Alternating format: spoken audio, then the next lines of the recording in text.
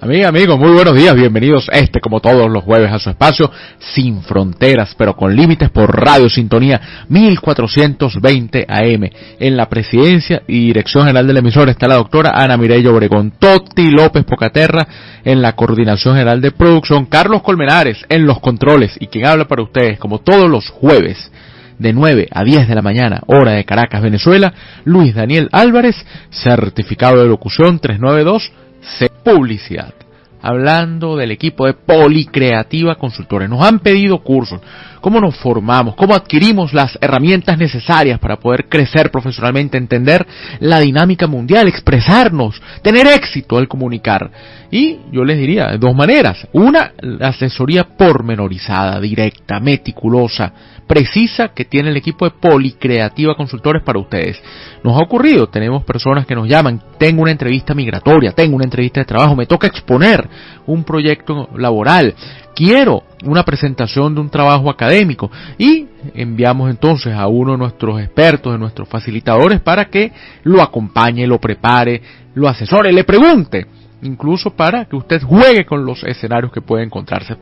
Sin embargo, usted dirá, bueno, además de la asesoría pormenorizada, ¿hay algo más? Sí, existen cursos. Hay cursos en distinta modalidad sobre distintos temas: comunicación, comunicación política, expresión, oratoria, análisis internacional, técnica legislativa, aprender a escribir instrumentos jurídicos, interpretarlos, analizarlos. Y usted a lo mejor nos dice, me parece muy interesante, quiero hacer uno de los cursos de Policreativa Consultores, pero ahí no tengo el tiempo, no vivo en Venezuela, ¿cómo hago? Y Policreativa Consultores se adapta a sus necesidades, siempre manteniendo el mejor perfil curricular, el que se adapta a lo que usted requiere, con los mejores profesores y con el aval del Centro de Extensión Profesional, el CEP de Fases de la Universidad Central de Venezuela, para que cuando termine su curso usted tenga dos cosas: una, las herramientas apropiadas para entender el devenir, el comportamiento de toda la realidad, y además un certificado avalado por la UCB, por la Universidad Central de Venezuela, a través del CEP, el Centro de Estudios Profesionales de Fases. Cursos virtuales, bimodales, presenciales, como usted quiera, a su ritmo y siempre con los estándares de calidad. Policreativa Consultores. Bueno, vamos entonces a iniciar nuestra vuelta al mundo semanal. Ya pueden incluso activo el chat de la radio. Acuérdense, la tarea, en eso estamos trabajando de manera conjunta, ustedes, nosotros. Recordar que hay nueva página de la radio. Es radiosintonía1420.com. Quienes nos escuchan a través del dial y quieran hacer un comentario, pedir un tema, exigir si se quiere alguna posición respecto a un asunto, bueno, van al chat. Y quienes ya están con nosotros, que normalmente comentan, participan, que ya migraron a la nueva página, la tarea es difundir, transmitir que estamos en esta nueva página con los mismos recursos de siempre, una página amigable, colorida, vistosa, con el chat, con los programas, bueno, para que ustedes, como siempre, se den un banquete de programación y de variedad que tiene Radio Sintonía 1420 AM para ustedes. Incluso puede ocurrir, se va de viaje, caramba, ¿cómo hago? Yo quiero escuchar Sin Fronteras pero con límites, quiero oír los demás programas, el de Víctor, el programa de Mariela. ¿Qué hago entonces? Bueno, muy fácil, usted entra a la página y allí nos escucha en vivo, así que recursos tenemos para seguir comunicados, estemos donde estemos. Ese es un ejemplo de la globalización. Bueno, vamos entonces a iniciar y hay varios elementos, nos dice José Pinto por acá. Buenos días, Luis Daniel, muchos saludos, José, gracias por estar escuchándonos y acompañándonos en esta vuelta al mundo semanal. Habíamos dejado tarea pendiente y yo diría que empezáramos por allí. Hemos conversado al final del programa de la semana pasada sobre dos casos, Argentina y el caso de Guyana. José nos dice, ¿qué opina de lo que está sucediendo en el mundo? Bueno, José, que es una vorágine informativa. Vamos a tratar hoy de tocar algunos aspectos, porque quedan otros por allí, pero vale la pena que los analicemos. Entonces empecemos con la tarea que habíamos dejado. Habíamos dicho que dos temas queríamos para arrancar el programa de hoy. El primero de los temas, o los dos temas relacionados a elecciones, pero el primero, las elecciones en Guyana. Guyana tuvo un proceso electoral, como recordamos, era una elección, unas elecciones además que tienen peculiaridades y coyunturas, yo diría que marcan todo esto. La peculiaridad es que Guyana, uno podría observarlo, entenderlo como un empobrecido país de América del Sur, que no tiene prácticamente identidad con la región más allá de la participación en uno u otro organismo. Pero fíjense a los fanáticos del fútbol, por ejemplo, que Guyana se elimina con el Caribe. Guyana no se elimina con la Conmebol, con la Confederación Suramericana de Fútbol. Entonces, hasta eso es distinto. Hasta ahí hay una gran diferencia en términos deportivos, en términos lingüísticos. No se habla evidentemente español, no se habla portugués tampoco, ahí hablan el inglés. Y además Guyana tiene una situación limítrofe bastante compleja, no solo por el tema del Esequibo venezolano, sino también con una parte de la frontera con Surinam. Ahora, Guyana, esa imagen tradicional se ha venido desplazando por una razón, y es que en Guyana han descubierto cuantiosas reservas de petróleo.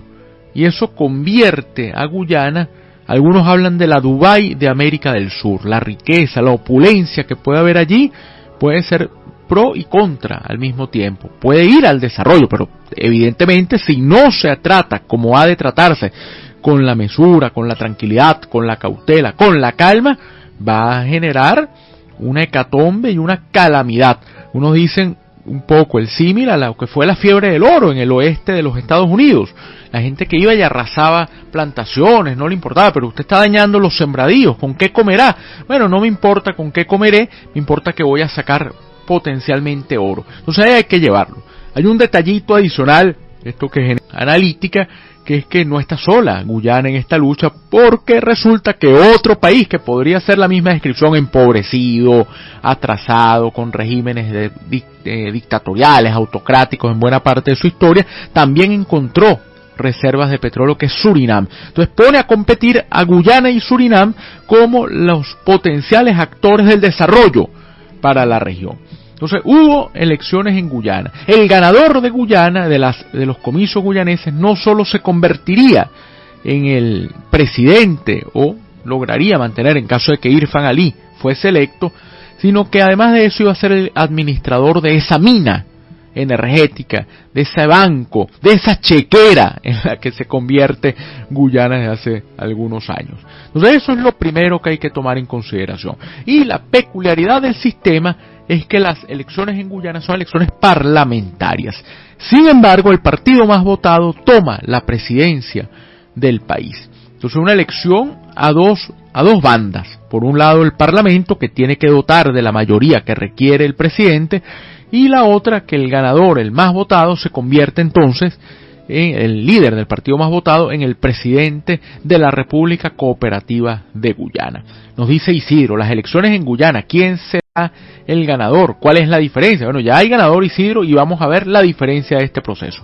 Abrazos a la señora Yolanda, que nos dice, buen día, pendiente de nuestro viaje semanal con el análisis de las principales noticias del mundo en Sin Fronteras, pero con límites. Bueno, hay que guardar ese mensaje de la señora Yolanda, porque da para identificar también, para mandar mensaje. Lo grabamos y lo enviamos por allí, y ustedes saben de nuestra cita, de nuestra vuelta al mundo semanal de todos los jueves. Un abrazo a la señora Yolanda. Entonces, diferencias en estas elecciones, como nos pedía Isidro que abordasen.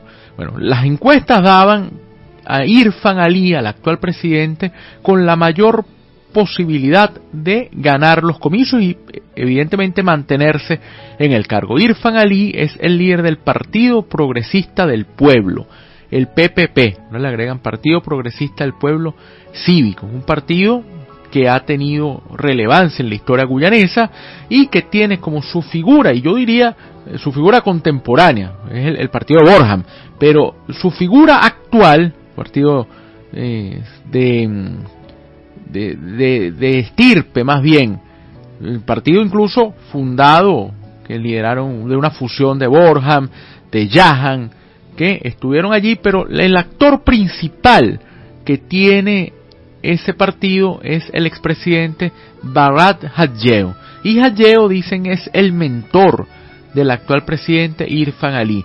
Hajeo es la persona que tiene relación, que es la que manda, la que tiene la manera de conducir el mandato de Irfan Ali. Bueno, el partido ha sido gobierno, como hemos dicho, Chedi Jahan, gobernó muchos años. Janet Hagan también estuvo en el poder, Halleo, Ramontar, y ahora le toca a Irfan Ali hacerse entonces o mantener con el poder. Pero lo que les decimos, algunos plantean que Ali no es en realidad el líder fuerte, sino que es el personaje que de alguna u otra manera hace lo que le plantee el expresidente Halleo, que además es el líder o es la figura que conduce al partido desde una postura y una posición, vamos a decir, fuerte en términos de liderazgo. Él es el que finalmente termina conduciendo y termina llevando lo que plantea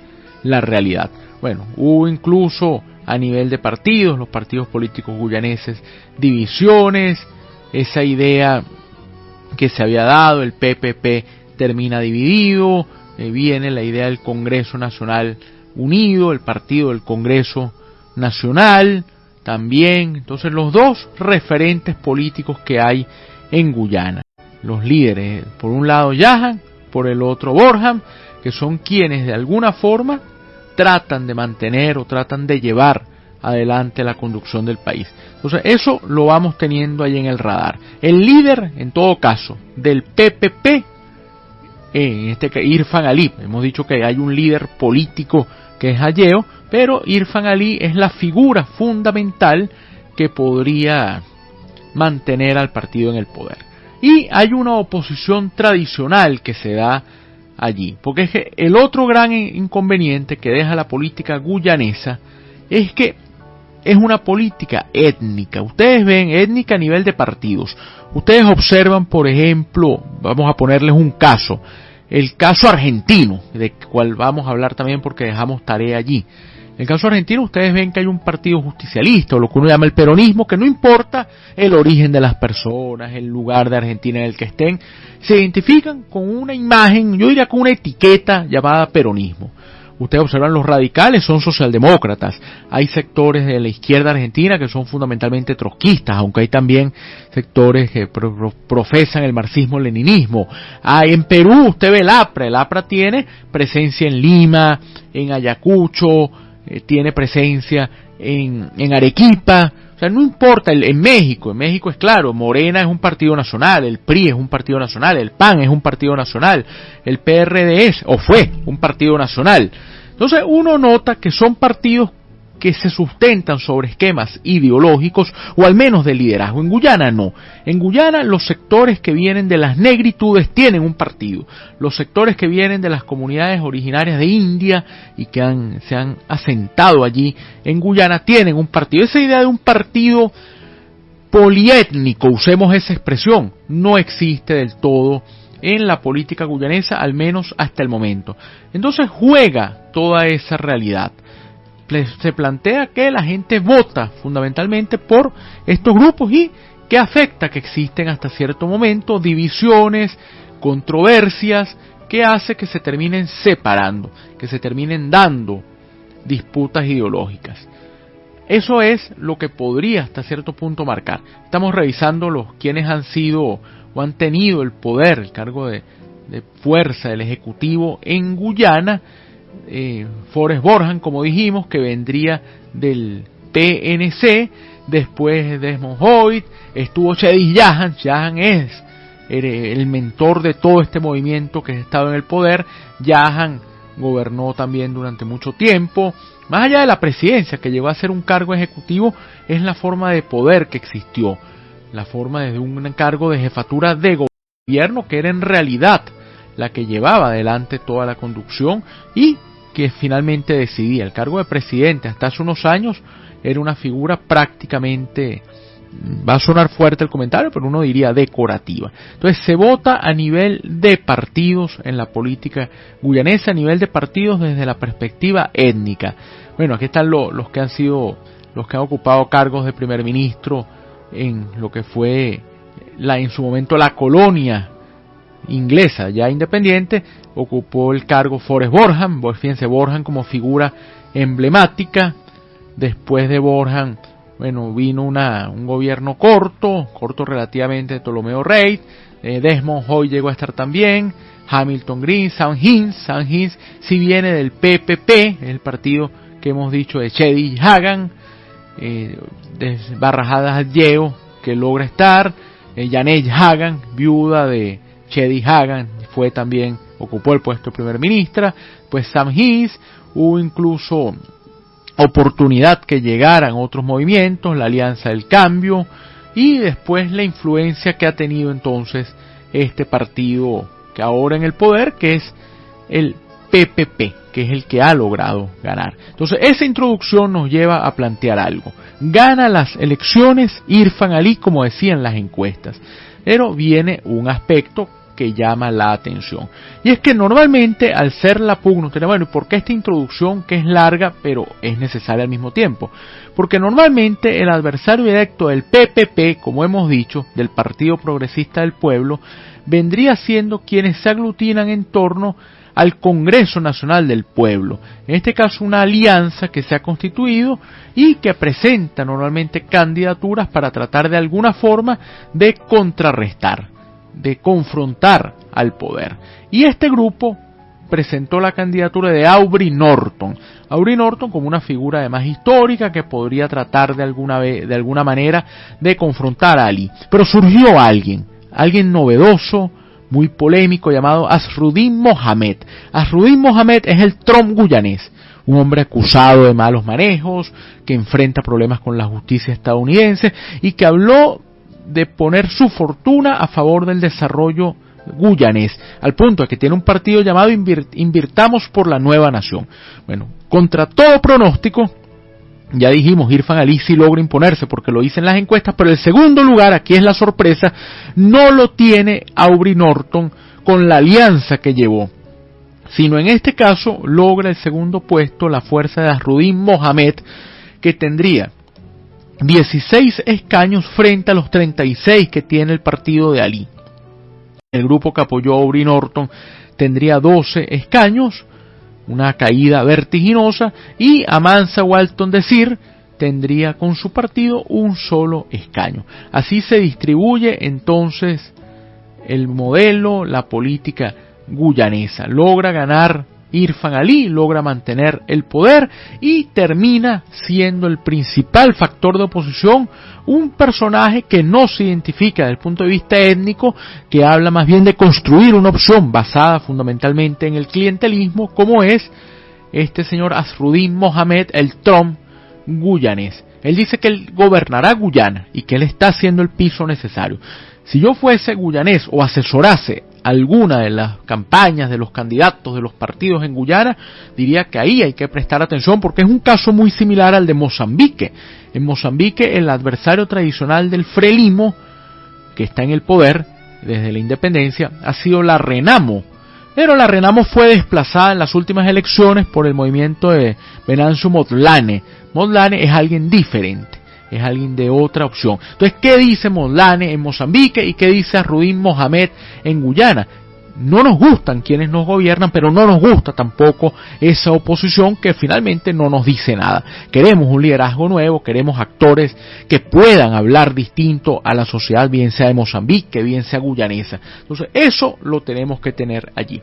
Bueno, llegan mensajes por acá, nos dice Antonio, por eso nos quieren quitar el Esequibo, porque tiene riquezas.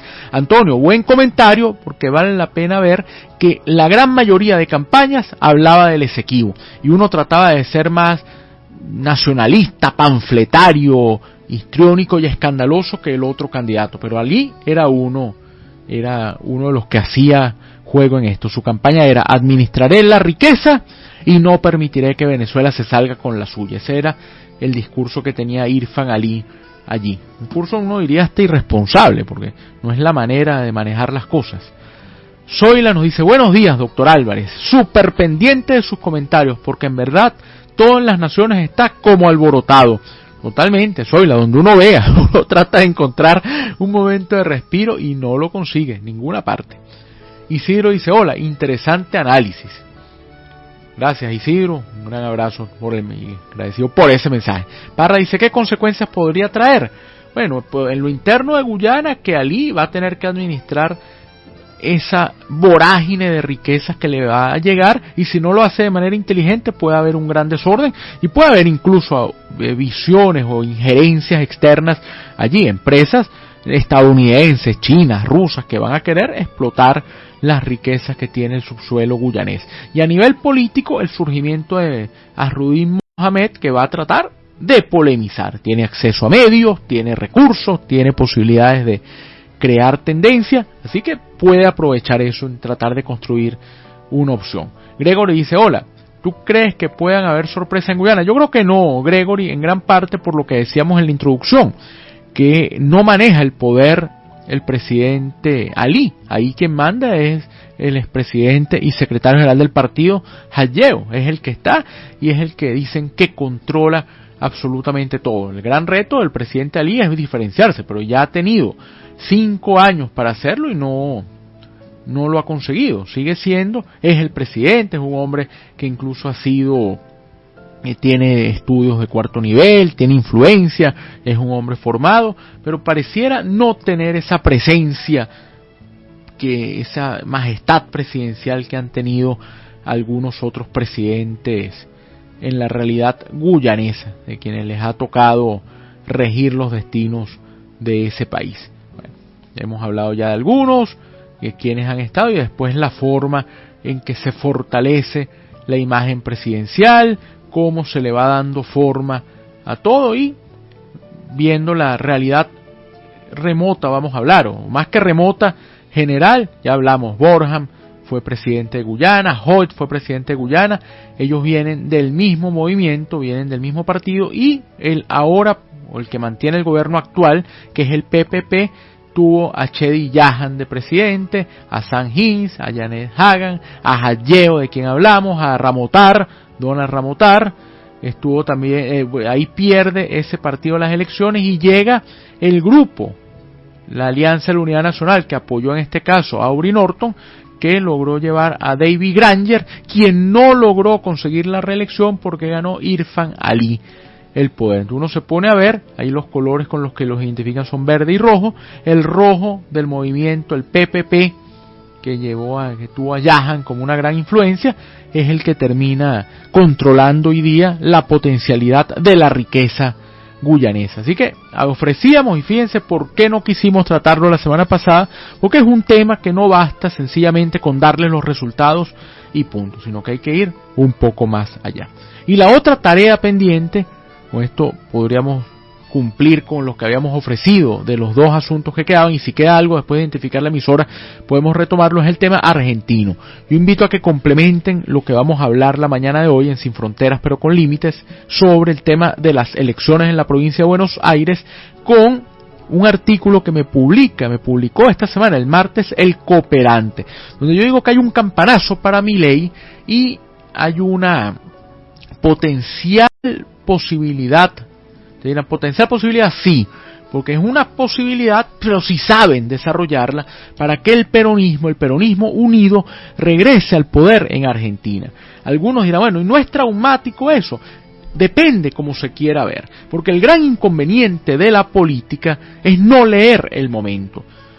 Uno ve, y lo planteaba yo en el artículo que publica El Cooperante, que en Argentina el peronismo, Perón sigue siendo un símbolo. Incluso ustedes ven, hemos hecho algunos trabajos de Policreativa Consultores, y ustedes ven en el TikTok, que lo tenemos bastante activo, y los invitamos además a que se suscriban y se sumen a las redes de Policreativa Consultores, y vean los trabajos que venimos colocando, sobre todo en Instagram y en TikTok.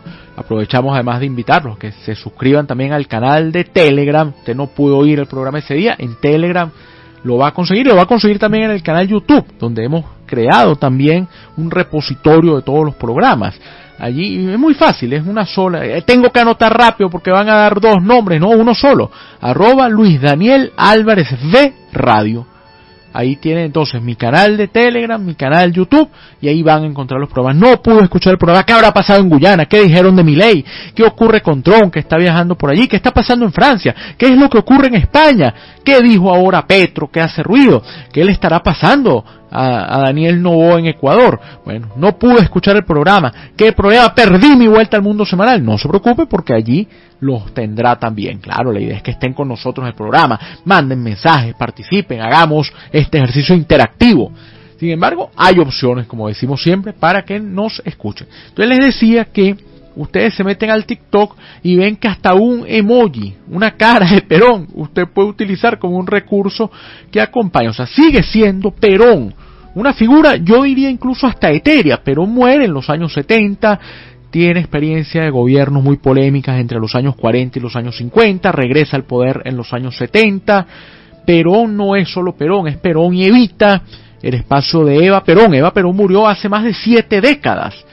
Y la imagen de Evita no la supera nadie, y trató de hacerlo Isabelita de Perón, María Estela Martínez de Perón, que gobernó Argentina a la muerte de Perón, ella era la vicepresidenta, y no logró tampoco calar y entrar. Entonces, Perón y Evita, había un grito de los años 70 que decía que Perón y Evita la patria socialista. Entonces, bueno, ahí quedó Perón y Evita. Pero es que Perón, Evita, como emblemas, había una tendencia muy radical del peronismo argentino, había una tendencia muy militarista del peronismo argentino. Conclusión con esto, el peronismo es prácticamente todo, abarca diversos espectros de la política argentina. Entonces, tenemos al peronismo que ha decidido confrontar a Milei. El peronismo trata de organizarse. ¿Cuál es el gran detalle en todo esto? Que es un peronismo distinto. Es un peronismo que ni siquiera tiene a Cristina Fernández como referente. Y yo he recomendado a quienes lo dije en el artículo, si el peronismo quiere ser alternativa, tiene que dejar de lado a esos valores. Por eso, sin que esto implique que a mí me guste o me disguste, me parezca acertado o me parezca inadecuada su posición ideológica, el que hayan cedido el espacio al kirchnerismo, a Máximo Kirchner, es un tema de habilidad política, porque ¿quiénes son los líderes ahora del peronismo?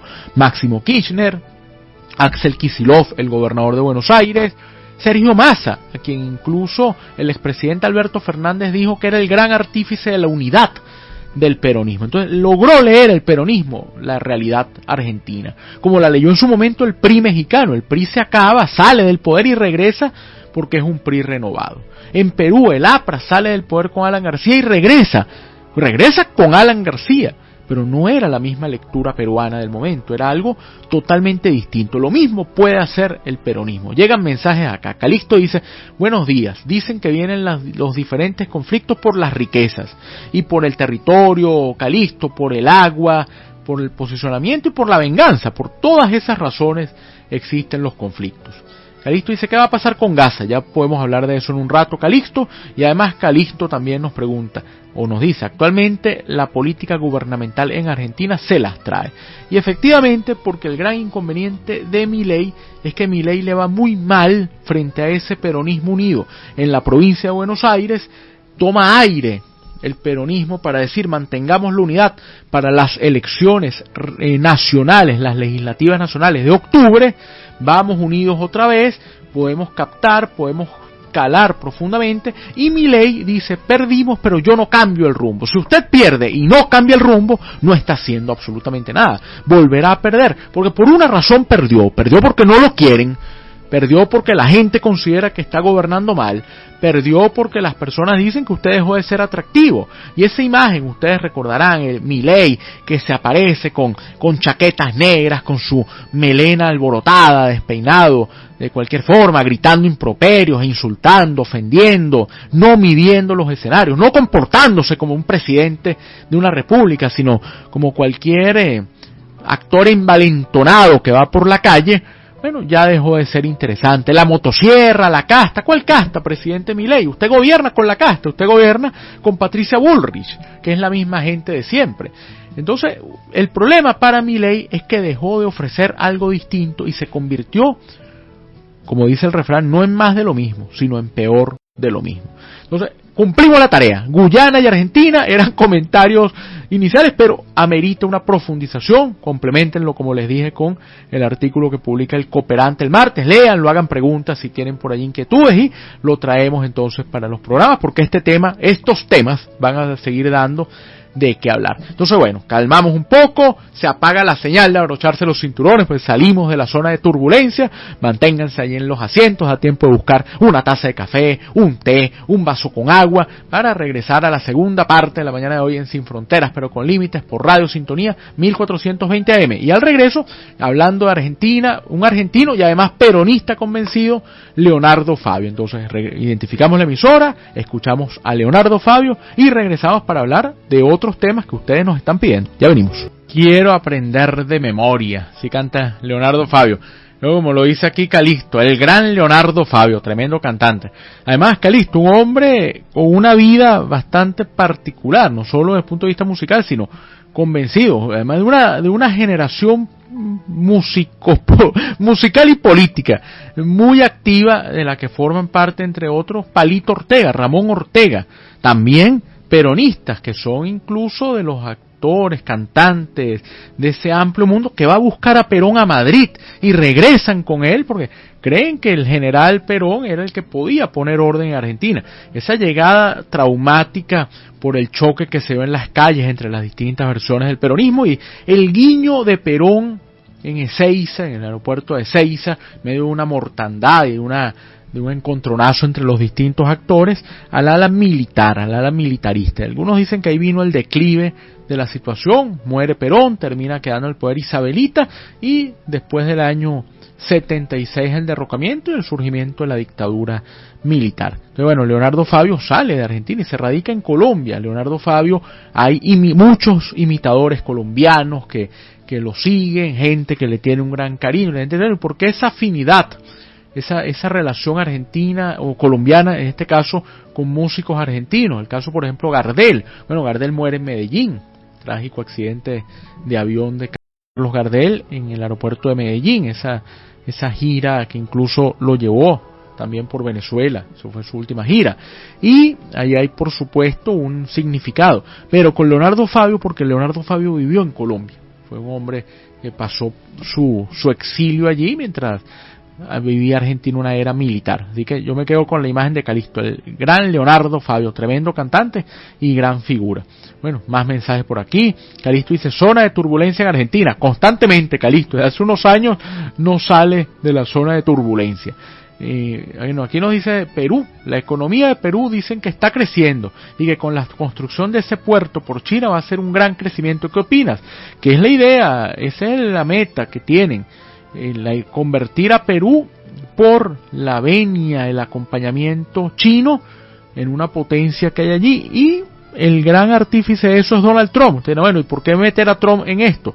Porque la posición de Trump hacia América Latina ha llevado a que se termine fortaleciendo la imagen hacia China. Vimos a un Petro muy activo, por cierto, un Petro desacertado cada vez más. Alguien decía, no hay manera de defenderlo.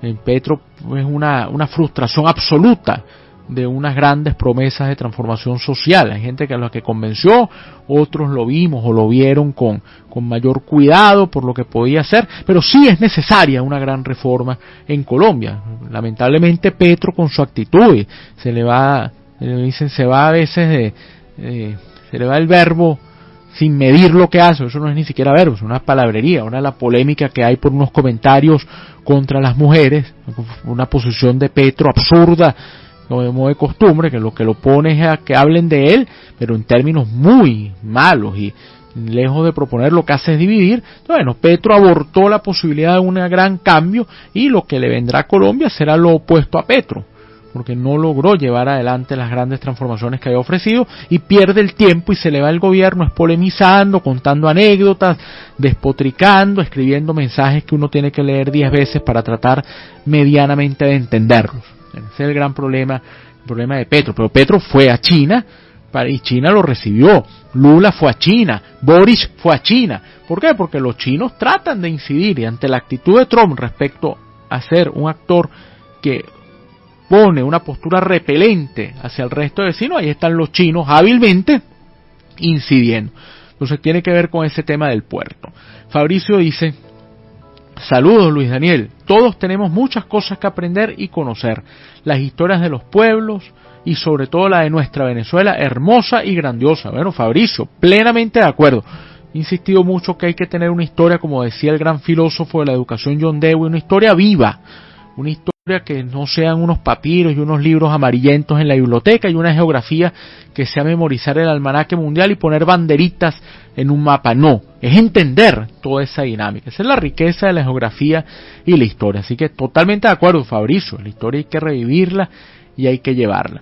Y Norberto Viloria dice, Petro lo tiene complicado todo. Es que Norberto no solo lo tiene complicado, es que cuando no lo tiene complicado, que eso muy pocas veces, siempre está en la palestra, pero cuando no se complica, le gusta complicarse. ¿Qué razón tenía de salir a decir lo que dijo de las mujeres?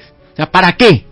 ¿Para qué se pone además a televisar los consejos de ministros? Bueno, ganas de generar polémica. Yo a veces he llegado a pensar que es que Petro quiere hablar mucho para que se vaya el tiempo, se le acabe el gobierno y más nunca. Él mismo dijo, a mí no me gustó haber llegado a la presidencia, tanto que lo busqué para irme con la sensación de tristeza y de hartazgo con la que me voy. Más o menos esa fue la expresión que usó el presidente Petro.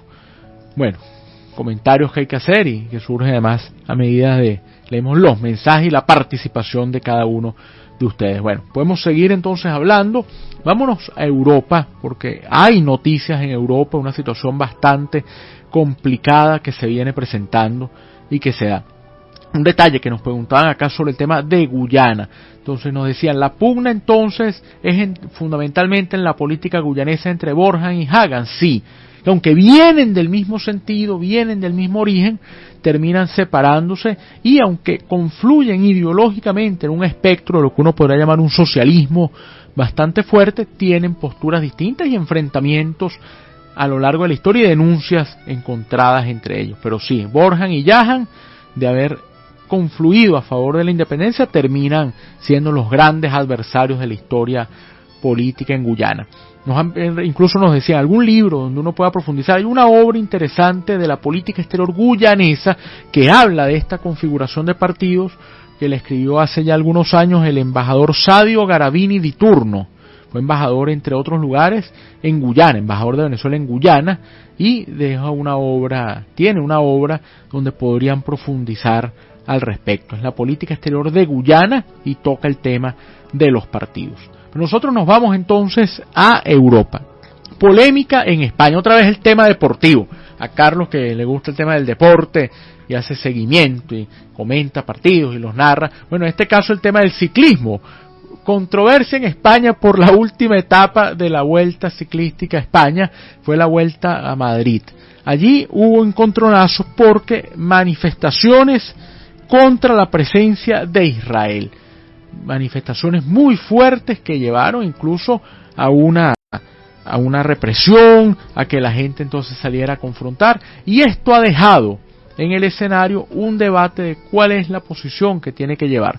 Algunos están diciendo que tiene que darse unas nuevas medidas, que así como suspenden a Rusia algunas actividades deportivas, habría que suspender a Israel también. Esto hay que verlo con muchísimo cuidado y con mucha atención, porque evidentemente genera discrepancias y uno tiene que asumir el objeto de estudio y asomar una posición que sea lo más cercana a una idea de razón que uno pueda entender. Ya vamos a ver por qué. Porque salir y retratarse de una vez con posturas de una u otro tipo le hace daño a lo que uno quiere, que es la convivencia. Entonces, bueno, se canceló la última etapa, manifestantes ocuparon los tramos finales de la Vuelta a Madrid, que incluso el recorrido iba por el Paseo del Prado, en pleno centro de la ciudad. Entonces, no solo la vuelta fue suspendida, sino la ceremonia. Allí, más o menos a las 6 de la tarde, hora de Madrid, unos manifestantes pro-palestinos empezaron a criticar la presencia de un equipo de Israel, el Israel Premier Tech. Allí entonces se hizo presente la policía, intentó dispersar a los manifestantes y las imágenes que uno veía eran bochornosas, las vallas de seguridad por un lado y la policía corriendo y los niños por otro huyendo de lo que se estaba dando. Eso ha traído inconvenientes porque ha llevado a expresiones. Salió Pedro Sánchez, el presidente de gobierno, el líder del Partido Socialista Obrero Español, diciendo que él admiraba lo que habían hecho los manifestantes. Dijo, nuestro respeto y reconocimiento a los atletas y nuestra admiración al pueblo español que se moviliza por causas justas como la de Palestina. Eso dijo en un acto, Pedro Sánchez, en un acto en Málaga. Esto empezó a traer problemas porque Isabel Díaz Ayuso, la líder de Madrid, la presidenta de la Comunidad de Madrid, que es líder además del PP, y que dicen no da el paso para convertirse en una persona que disputaría el poder a Núñez Feijóo en la conducción del PP, porque no quiere que le ocurra lo que le pasó a Inés Arrimadas, la líder de Ciudadanos, que siendo una figura crucial en la política catalana, decidió marchar a la política nacional y le fue muy mal, al punto de que nadie recuerda ya a Isabel Arrimadas, ni a Ciudadanos, ni lo que el partido ofrecía. Entonces, allí termina quedando la postura de Díaz Ayuso, que confronta a Sánchez, dice incluso que Sánchez es culpable de haber hecho los bloqueos, que ella va probablemente a recurrir a la justicia para demandar al gobierno de Sánchez por daños y perjuicios, porque afecta el trabajo de una gran cantidad de personas, porque daña la oportunidad de Madrid de poder venderse en una palestra distinta, y que ella tomará entonces acciones. Sin embargo, Díaz Ayuso confronta también al líder de su partido, no lo nombra, no polemiza directamente, pero dice que cómo es posible que haya personas que no terminan condenando lo que hizo o lo que está haciendo el gobierno o el sector de Hamás y lo que hace el gobierno español. Es grave la posición de Díaz Ayuso, que es una mujer que uno podría decir es fresca en la política española. Entonces, ¿para qué caer en esta discusión? El problema, y eso es lo que hay que recalcarle a Díaz Ayuso, el problema no es con Israel, el problema es con la administración de un país que evidentemente tiene que defender los derechos de sus ciudadanos, tiene que pedir que regresen a los secuestrados, tiene que frenar las agresiones constantes de Hamás y de otros grupos terroristas y criminales, y que tiene además que exigir que se respete la existencia de Israel, como consideramos la enorme mayoría de personas en el mundo que Israel existe, y existe porque hay un mandato de las Naciones Unidas que así lo dicta. Sin embargo, no es la actitud que tiene Netanyahu, que se le ha ido de las manos todo, que tiene prácticamente, al estar sometido al chantaje de grupúsculos minoritarios y radicales, estar en una acción que vulnera las garantías. La mejor respuesta que puede tener la paz en el mundo es que se reconozca el Estado palestino, como dice la resolución 181 de la Organización de las Naciones Unidas, del 29 de noviembre del 47, porque una Palestina unida, sólida, fuerte, pujante, puede cooperar en la paz de la región. Entonces, eso de estar diciendo que querer el reconocimiento de Palestina es reconocer a Hamás es limitado.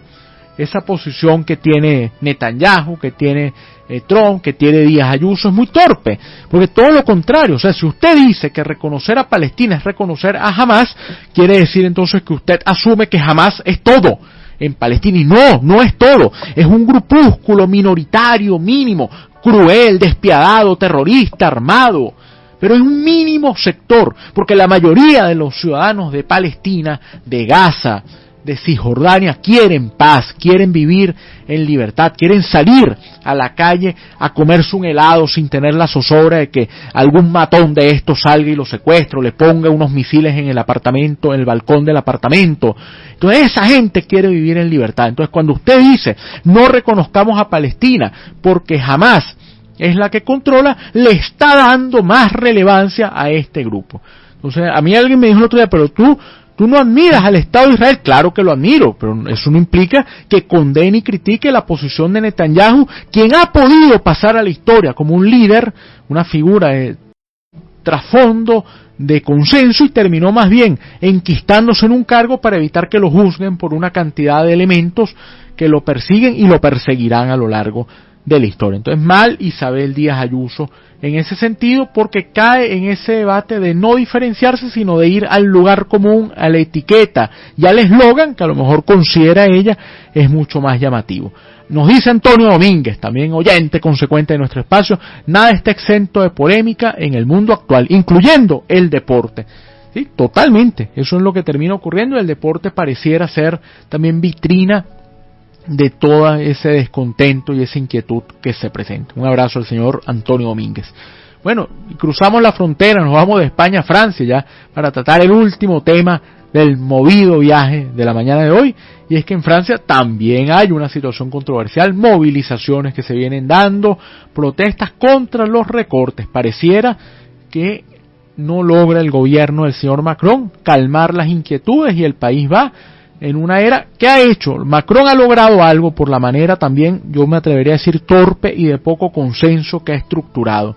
¿Qué consiguió finalmente Macron? Que los sectores de Le Pen y los sectores de la izquierda, bien sea la radical o la democrática, confluyen en que tiene que haber un cambio de gobierno, porque es insostenible la situación que hay en Francia. Yo me quedo con los mensajes que manda Daniel, que creo que es colofón ideal al programa. Todos queremos vivir en paz. Todos queremos paz para todo el mundo. Que terminen las guerras en el planeta. Daniel lo dijo a modo de cierre y así debe ser. Ese llamado a la paz es el que tiene que haber, una paz con justicia, democracia y libertad. Bueno, hacemos publicidad y recordamos que hemos llegado hoy por cortesía del equipo de Policreativa Consultores, ese entramado que los acompaña, que los forma, que los guía, que los ayuda a que alcancen sus objetivos. Visite nuestra página web, síganos a través de las redes sociales de Policreativa Consultores, haciendo de la comunicación, del análisis, de la visión un ejercicio que usted puede aprovechar y que además de eso, al que le puede sacar provecho. Policreativa Consultores. Dice Reinaldo, sí, ciertamente miles de personas se manifiestan en Francia en una jornada negra de protestas contra los recortes sociales en los presupuestos de 2026 y la política fiscal de Emmanuel Macron. Y complementa Reinaldo, por mi hija supe que ayer servicios de transporte regionales y de transporte público estaban limitados o paralizados. Muchas escuelas y la mayoría de farmacias cerradas. Bueno, pendientes todos con la situación en Francia, atentos a cómo estarán allá las personas, los miles de afectados por todo esto, atentos por la hija de Reinaldo también. Y Reinaldo, la hija está de corresponsal y usted enlace allí, cualquier información nos las hace llegar para estar atentos. Bueno, nos vamos entonces recordando, en la presidencia y dirección general de la emisora está la doctora Ana Mireya Obregón, Toti López Pocaterra en la coordinación general de producción, Carlos Colmenares en los controles y quien habló para ustedes en esta vuelta al mundo semanal, como todos los jueves de 9 a 10 de la mañana, hora de Caracas, Venezuela, Luis Daniel Álvarez, certificado de locución 39202. Nos dice Jazmín, llega mensaje aquí, sí, y es que la movilización fue detonada por el plan presupuestario para 2026 del ex primer ministro, que preveía recortes de hasta 44.000 millones de euros y la suspensión de 2 días feriados. Y la verdad, cuando los franceses dicen huelga, son sendas huelgas, dice Jazmín. Bueno, yo creo que escuchemos, dice Jazmín, no es jugar carritos, nada. Y que al final uno dice, bueno, esto es serio. Bueno, Mecano dice, no es serio este cementerio. Un gran abrazo y hasta el próximo jueves aquí en Sin Fronteras pero con Límites por Radio Sintonía 1420 AM. Feliz día para todos.